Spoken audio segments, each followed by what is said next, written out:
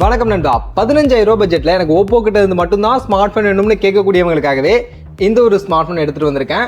ஓப்போவோட K14X 5G. இந்த பட்ஜெட்டுக்கு இந்த போன் வாங்கலாமா? இதோட பிளஸ் என்ன மைனஸ் என்ன வாங்க வீடியோல போய் தெரிஞ்சுக்கலாம். ஃபர்ஸ்ட் மொபைலோட பாக்ஸ் கண்டென்ட் கேட்டீங்கன்னா பாக்ஸ்க்குள்ள ஃபர்ஸ்ட் நமக்கு ஓப்போ K14X இந்த டிவைஸ் தான் கொடுத்துருக்காங்க. அண்ட் இதற்கான டிரான்ஸ்பரண்ட் கேஸ் கொடுத்துருக்காங்க. பட் கேஸ் இந்த வாட்டி நல்ல குவாலிட்டியா கொடுத்துருக்காங்க. 45 வாட்ஸ்க்கான சார்ஜர் இருக்கு, USB டேட்டா கேபிள் கொடுத்துருக்காங்க, குயிக் ஸ்டார்ட் கேட் இருக்கு, சிம் எஜெக்டர் பின் கொடுத்துருக்காங்க. அவ்வளவுதான். பிசிக்கல் ஓவர்வியூ பொறுத்த வரைக்கும் ரைட் சைடு நமக்கு வால்யூம் ராக்கர் கீ இருக்கு, பவர் பட்டன் கொடுத்துருக்காங்க. பவர் பட்டன் தான் ஃபிங்கர் பிரிண்ட் ஸ்கேனராகவும் இருக்கும். ஃபிங்கர் பிரிண்ட் ஸ்கேனர்லாம் பக்கவா இருக்கு. டாப்ல எதுவுமே கிடையாது. லெஃப்ட் சைடு சிம் ட்ரே கொடுத்துருக்காங்க. இதுல நமக்கு டெடிகேட்டட் SD கார்டுக்கான சப்போர்ட் இருக்கு. அதனால அட் டைம்ல 2 சிம் ஒரு SD கார்டு கூட நீங்க யூஸ் பண்ணிக்கலாம். பாட்டம்ல 3.5mm கான ஜாக் இதுல கொடுத்துருக்காங்க. மைக் இருக்கு, டைப் சி போர்ட் இருக்கு, charging port and speaker grill கொடுத்துருக்காங்க. அடுத்து மொபைலோட டிசைன் சிம்பிளி சூப்பருங்க. உண்மையிலேயே 15,000 ரூபாய் பட்ஜெட்டுக்கான போன் அப்படின்ற ஃபீலே இல்லை. எனக்கு ஒரு 25-30,000 ரூபாய் செக்மெண்ட்டுக்கான போன் எந்த அளவுக்கான டிசைன்ல நல்லா கான்சன்ட்ரேட் பண்ணி பண்ணுவாங்களோ அந்த அளவுக்கு பாத்தீங்கன்னா டிசைன்ல ரொம்பவே நல்லா பண்ணிருக்காங்க. லுக்கா எனக்கு இந்த போன் இந்த பட்ஜெட்டுக்கு ரொம்ப நல்லா இருக்கு. எனக்கு ரொம்பவே பிடிச்சிருக்கு. மெயினா இதுல பேக்ல பாத்தீங்கன்னா அந்த டைமண்ட் கட் ஸ்டைல்ல ஒரு பேட்டர்ன் மாதிரி கொடுத்துருக்காங்க. அது ஃபுல்லா கொடுக்காம இந்த பாட்டம்ல மட்டும் கொடுத்துருக்காங்க. அது ஜஸ்ட் மொபைல் இப்படி லைட்டா டில்ட் பண்ணும்போதெல்லாம் பாத்தீங்கன்னா நமக்கு அது தெரியுது. ஸோ அது வந்து உண்மையிலேயே ரொம்பவே நல்லா இருக்கு. அதே மாதிரி கேமரா மாடலை சுத்தி இருக்கக்கூடிய இந்த சில்வர் கலருக்கான அந்த ஒரு பம்பு, ஸோ எல்லாமே பாத்தீங்கன்னா சிம்பிளி சூப்பரா பண்ணிருக்காங்க. கையில எடுத்து யூஸ் பண்றதுக்கு மொபைல் அஃப்கோர்ஸ் கொஞ்சம் வெயிட் தான். 220 கிராம்ஸ்க்கான வெயிட் இருக்கு அண்ட் 8.6mm கான திக்னஸோட தான் இருக்கு. பட் இருந்தாலும் கையில எடுத்து யூஸ் பண்றதுக்கு ரொம்ப பெரிய ரொம்ப பல்கான ஸ்மார்ட் போன் அப்படின்ற ஃபீல் இல்ல. இருந்தாலும் வெயிட் கொஞ்சம் அதிகம் தான். டிசைன்லாம் நல்லா இருந்தாலும் பில்டு பிளாஸ்டிக்ல தான் பண்ணிருக்காங்க. அதையும் நோட் பண்ணிங்க. அதே மாதிரி பேக் சைடு இந்த ஃபிளாஷ் ஆன் பண்ணும்போது இந்த பேக் சைடு ஃப்ரேமை சுத்தி பாத்தீங்கன்னா ஒரு மாதிரி லைட் வந்து க்ளோ ஆகுது. இது ஏதாவது இஷ்யூவா இல்ல அவங்க உண்மையிலே யூனிக்கா அது மாதிரி ட்ரை பண்ணிருக்காங்களான்றது எனக்கு கிளியரா தெரியல. ஏன்னா அவங்க வெப்சைட்ல இதை பத்திலாம் மென்ஷன் பண்ணல. பட் அந்த ஃபிளாஷ் ஆன் பண்ணும்போது சைட்ல பாத்தீங்கன்னா அப்படியே அந்த லைட் வந்து க்ளோ ஆகுது. அது நல்லாவே இருக்கு. அடுத்து மொபைலோட டிஸ்பிளே 6.75 இன்ச்சஸ்க்கான HD+ ரெசல்யூஷனுக்கான LCD டிஸ்பிளே, 8 பிட்கான டிஸ்பிளே கொடுத்துருக்காங்க. 120 ஹெர்ட்ஸ்க்கான ரெஃப்ரெஷ் ரேட்டோட இருக்கு. 240 ஹெர்ட்ஸ்க்கான டச் சாம்பிளிங் ரேட், 700 நிட்ஸ்க்கான நார்மல் பிரைட்னஸ், 1125 நிட்ஸ்க்கான ஹை பிரைட்னஸ் மோடோட பாத்தீங்கன்னா இந்த டிஸ்பிளே கொடுத்துருக்காங்க. டிஸ்பிளே பொறுத்த வரைக்கும் நமக்கு பார்க்கும்போது வியூவிங்கா கலர்ஃபுல்லா நல்லா தான் இருக்கு. பட் HD+ ரெசல்யூஷன் தான் கொடுத்துருக்காங்க. இந்த பட்ஜெட்டுக்கு தாராளமா ஃபுல் HD+ ரெசல்யூஷன் கொடுத்துருக்கலாம். அதனால கண்டென்ட் வாட்ச் பண்ணும்போது அந்த அளவுக்கு ஷார்ப்பா இல்ல. அதே மாதிரி சைட்ல பெசல்ஸ் பாத்தீங்கன்னா ரொம்பவே அதிகமாக இருக்கு. பெசல்ஸும் இன்னும் கொஞ்சம் கம்மி பண்ணிருக்கலாம். அண்ட் HD+ டிஸ்பிளே தான் அப்படின்றதுனால யூடியூப்லாம் மேக்ஸிமம் 2K 60 FPS தான் வீடியோ ப்ளே பண்ண முடியுது.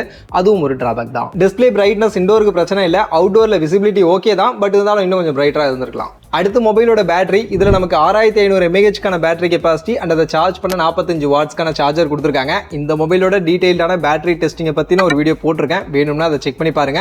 பட் என்னோட டெஸ்டிங்ல இருந்து இந்த மொபைல்ல 1.5 நாளுக்கான பேட்டரி லைஃப் எனக்கு கிடைச்சது. நான் கொஞ்சம் ஹெவியா யூஸ் பண்ணேன். நீங்க கேஷுவலா யூஸ் பண்ணீங்கன்னா 2 நாள் வரைக்கும் கூட யூஸ் பண்ண முடியும். அண்ட் எனக்கு ஸ்கிரீன் ஆன் டைம் 9 ஹவருக்கான ஸ்கிரீன் ஆன் டைம் கிடைச்சது. இந்த போனுக்கு ஓகே தான். அண்ட் இதுல இருக்கக்கூடிய 45 வாட்ஸ்க்கான சார்ஜர் யூஸ் பண்ணி 1 மணி நேரம் 47 நிமிஷத்துல இந்த மொபைல 100% சார்ஜ் பண்ணிக்க முடியுது. நெக்ஸ்ட் பெர்ஃபார்மன்ஸ், இதுல நமக்கு மீடியாடெக்கோட டைமென்சிட்டி 6300 அப்படின்ற இந்த ப்ராசஸர் கொடுத்துருக்காங்க. என்னோட தியரிட்டிக்கல் டெஸ்ட்ல பாத்தீங்கன்னா AnTuTu ஸ்கோர் கிட்டத்தட்ட 5.5 லேக் மேல கிடைச்சது. Geek Bench ஸ்கோர்ல சிங்கிள் கோர் 761, மல்டி கோர் 1821 கிடைச்சது. CPU throttling-ல 8% தான் throttle இருந்தது. 92% கிட்ட பெர்ஃபார்மன்ஸ் கிடைச்சது. வைல்ட் லைஃப் ஸ்ட்ரெஸ் டெஸ்ட்ல 98.2% கிட்ட ஸ்டெபிலிட்டி எல்லாம் கிடைச்சது. ஸோ அதனால தியரிட்டிக்கல் வேல்யூவா பார்க்கும்போது ஓரளவுக்கு பரவாயில்ல. இந்த ப்ராசருமே ஓரளவுக்கு நல்ல ப்ராசஸ் தான். மல்டி டாஸ்கிங் ஒர்க்குலாம் உங்களுக்கு பெருசா பஞ்சாயத்து இல்ல. ஓரளவுக்கு நல்லாவே நீங்க யூஸ் பண்ணிக்க முடியுது. பட் கேமிங் அப்படின்னு வரும்போது கேமிங்க்கு இதை நீங்க கன்சிடரே பண்ணாதீங்க. ஆக்சுவலி இதுல பாத்தீங்கன்னா 60 FPS வரைக்கும் தான் BGMI மாதிரியான கேம்ஸ்க்குலாம் சப்போர்ட் பண்ணுது. ஸ்மூத் கிராஃபிக்ஸ்ல வச்சு ப்ளே பண்ணும்போது ஓரளவுக்கு மேனேஜ் பண்ணலாம். அதுக்கு மேல நீங்க ஹை கிராஃபிக்ஸ்லாம் போறீங்கன்னா நிறையவே ஷட்டர் இருக்கு. ஈவன் ஸ்மூத் கிராஃபிக்ஸ்ல வச்சு ப்ளே பண்ணும்போதுமே ஒரு சில இடங்கள்ல ஷட்டர் ஃபீல் பண்ண முடியுது. HD கிராஃபிக்ஸ்லாம் போனீங்கன்னா நிறையவே லேகுமே நோட் பண்ண முடியுது. அதனால கேமிங்லாம் விளையாடுவேன்னு சொல்லக்கூடியவங்க அண்ட் மொபைல கொஞ்சம் ஹெவியா நான் புஷ் பண்ணுவேன்னு சொல்லக்கூடியவங்களுக்கு இந்த போன் அந்த அளவுக்கு சூட்டபிளா இருக்காது. நெக்ஸ்ட் எனக்கு மொபைல கொஞ்சம் கேமரா நல்லா இருக்கணும்னு கேட்கக்கூடியவங்களுக்கு இப்பவே சொல்லிடுறேன், இந்த போன் பக்கம் போயிடாதீங்க. Worst camera. ஆக்சுவலி பின்னாடி 2 கேமரா இருக்கும். பிரைமரி 50 மெகாபிக்சல் f1.8ல கொடுத்துருக்காங்க. ரெண்டாவது ஒரு 2 மெகாபிக்சல் மோனோக்ரோம் சென்சார். முன்னாடி 5 மெகாபிக்சலுக்கான செல்ஃபி கேமரா கொடுத்துருக்காங்க. ஆக்சுவலி இந்த 5 மெகாபிக்சல் செல்ஃபி கேமரா இந்த பட்ஜெட்டுக்கு ஒஸ்ட். டே லைட்ல எடுக்கிற போட்டோவா இருக்கட்டும் இல்ல லோ லைட்ல எடுக்கக்கூடிய போட்டோவா இருக்கட்டும், எதுலையுமே டீடைலிங் வந்து அந்த அளவுக்கு சிறப்பா இல்ல. பேக்ரவுண்ட் எக்ஸ்போஷர் எல்லாம் சுத்தமாவே இது மெயின்டைனே பண்ண மாட்டுது. அண்ட் நிறைய போட்டோல பாத்தீங்கன்னா நாய்ஸ் அப்படியே அப்பட்டமா தெரியுது. அந்த அளவுக்கு தான் செல்ஃபி கேமரா பெர்ஃபார்மன்ஸ் இருக்கு. சுத்த ஒஸ்ட். ரியர் கேமரான்னு வரும்போது நல்ல லைட்டிங் கண்டிஷன்ல ஓரளவுக்கு பாக்குறதுக்கு கலர்ஸ் எல்லாம் பரவாயில்ல. பட் போட்டோல வந்து டீடைல் டீட்டெயிலிங் அந்த அளவுக்கு இல்லை, ஷார்ப்னஸ்லாம் அந்த அளவுக்கு சுத்தமாகவே இல்லை. ஃபோட்டோவை ஜூம் பண்ணும்போது நல்லாவே நமக்கு பிக்சல்ஸ்லாம் உடையுது நோட் பண்ண முடியுது. அண்ட் லோ லைட்டில் எடுக்கும்போது அப்படியே அப்பட்டமாக பார்த்தீங்கன்னா நாய்ஸ்லாம் எக்கச்சக்கமாக வந்து பிக்கப் பண்ணி எடுத்து கொடுக்குது. லோ லைட் சுத்தமாகவே சரியில்லை. எக்ஸ்போஷர் கண்ட்ரோல்லாம் மட்டமாக இருக்குது. இந்த பட்ஜெட்டுக்கு ஒத்தே கிடையாதுன்னு தான் சொல்லுவேன். ஒரு 10,000 ரூபாய்க்கும் கீழே இந்த கேமரானா பரவாயில்ல, 15,000 ரூபாய்க்கு கேமரா சுத்தமாக நல்லா இல்லை. நீங்கள் கண்டிப்பாக கேமராவுக்காக ஃபோனை போகாதீங்க. வீடியோன்னு வரும்போது ரியர் அண்ட் செல்ஃபி ரெண்டுத்துலையுமே மேக்ஸிமம் 1080 பிக்சல் 30 fps ஷூட் பண்ணலாம். அவுட்புட் உங்களுக்கு நானே காமிச்சிடுறேன், பார்த்துங்க. இந்த வீடியோ நம்ம Oppo K14X ரியர் கேமராவில் மேக்ஸிமம் சப்போர்ட் 1080 பிக்சல் 30 fps தான். ஸோ அந்த ரியர் கேமராவில் ஷூட் பண்ணிட்டு இருக்கேன். ரியர் கேமராவுடைய அவுட்புட் இந்த அளவுக்கு தான் இருக்குது. இந்த வீடியோனா நம்ம Oppo K14X selfie camera maximum சப்போர்ட்டான 1080 பிக்சல் 30 fps ஷூட் பண்ணிட்டு இருக்கேன். ஸோ இதோட அவுட்புட் இந்த அளவுக்கு தான் இருக்கும். அதர் ஃபீச்சர்ஸ்னு பார்க்கும்போது இதில் நமக்கு ப்ளூடூத் வெர்ஷன் 5.4க்கான சப்போர்ட் இருக்குது. Wi-Fi 5 கொடுத்துருக்காங்க. 3.5 ஜாக்லாம் இருக்குது. 3 கார்ட் ஸ்லாட் இருக்குது. IP64க்கான ரேட்டிங் கொடுத்துருக்காங்க. Android 15ஓட ColorOS 15 ரன் ஆகுது. பட் எனக்கு இப்போவே பார்த்தீங்கன்னா ColorOS 16க்கான அப்டேட்டும் கொடுத்துட்டாங்க. 2+3 இயர்க்கான சாஃப்ட்வேர் ப்ராமிஸ் அப்படின்றது இந்த ஸ்மார்ட் ஃபோனுக்கு இருக்குது. அண்ட் OS பொறுத்த வரைக்கும் நல்லா இருக்குது, யூஸ் பண்ணுறதுக்கு நல்லா ஸ்மூத்தாக இருக்குது. அஃப்கோர்ஸ் இது பட்ஜெட் ஃபோன் அப்படின்றதுனால பிளாட்வேர்ஸ்லாம் நிறைய கொடுத்துருக்காங்க.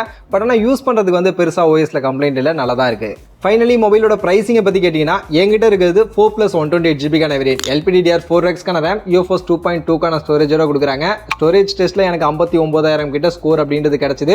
இதுலேயே 4GB 64GB வேரியண்ட்டும் இருக்குது. அந்த வேரியன்ட் பார்த்தீங்கன்னா 13,000 ரூபாய்க்கு செல் பண்ணுறாங்க. என்கிட்ட இருக்கிற இந்த 128GB வேரியன்ட் பார்த்தீங்கன்னா 15,000 ரூபாய்க்கு செல் பண்ணுறாங்க. இதுக்கு அடுத்து 6GB வேரியண்ட்டும் இருக்குது. உங்களுக்கு எந்த வேரியன்ட் வேணுமோ நீங்கள் சூஸ் பண்ணிக்கலாம். பட் என்ன கேட்டிங்கன்னா இந்த ப்ரைஸிங்க்கு இந்த ஸ்மார்ட் ஃபோன் அந்த அளவுக்கு ஒர்த்தான ஸ்மார்ட் ஃபோன் கிடையாது. அந்த 13,000 ரூபா 12,000 ரூபா செக்மெண்ட்டுக்கே இந்த ஸ்மார்ட் ஃபோன் வந்து நான் யோசிக்கணும் அப்படின்னு தான் சொல்லுவேன். 15,000 ரூபா பட்ஜெட்டுக்கு இந்த ஃபோன் நீங்கள் கன்சிடர் பண்ணாதீங்க. ஏன்னா உங்களுக்கு ஆல்மோஸ்ட் பார்த்தீங்கன்னா எல்லாமே வந்து ட்ராபேக்காக தான் இருக்குது. டிஸ்பிளேல ஃபுல் HD+ டிஸ்பிளே இல்லை. பர்ஃபார்மன்ஸ் ஓகே, பட் இன்னும் பெட்டராக இருந்திருக்கலாம். கேமரா சுத்தமாக ஒஸ்ட்டாக இருக்குது. டிசைன் மெயினாக நல்லா இருக்குது. இந்த பட்ஜெட்டுக்கு ஓரளவுக்கு நல்ல டிசைன் பண்ணியிருக்காங்க. ஸோ அந்த டிசைனுக்காக Oppo ஸ்மார்ட் ஃபோன் மட்டும் தான் வேணும்னு கேட்கக்கூடியவங்களா இருந்தீங்கன்னா மட்டும் வேணும்னா யோசிச்சு பார்த்துங்க. மற்றபடி என்ன கேட்டிங்கன்னா இந்த 15,000 ரூபாய்க்கு இந்த ஃபோன் அந்த அளவுக்கு ஒர்த்தான ஃபோன்லாம் கிடையாது.